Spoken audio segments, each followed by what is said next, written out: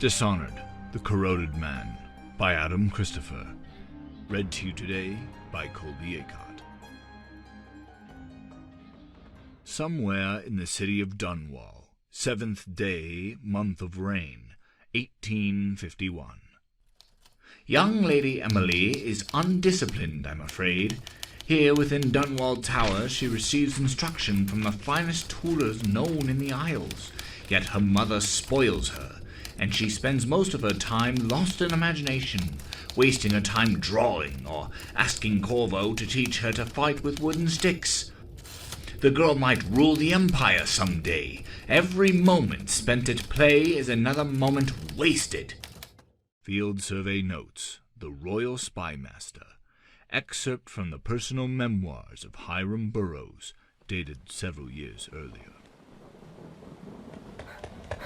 As she pushed off the rooftop ledge behind her, three thoughts ran through her mind.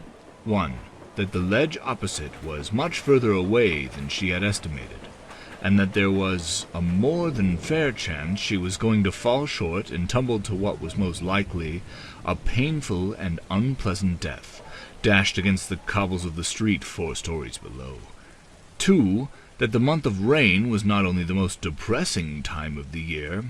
"Give me the month of high cold any time," she mused. But the waterlogged, rain-soaked nights were probably the worst to be outrunning the rooftops of the city. 3, that her impending and quite clearly unavoidable death wasn't the most regal end for the Empress of the Isles, and that her father was going to be very, very disappointed. A fourth thought, of Corvo standing over her broken body, not sad but annoyed that she hadn't managed what should have been a simple jump, was quickly knocked out of Emily Caldwell's mind as she hit the flat roof of the building feet first.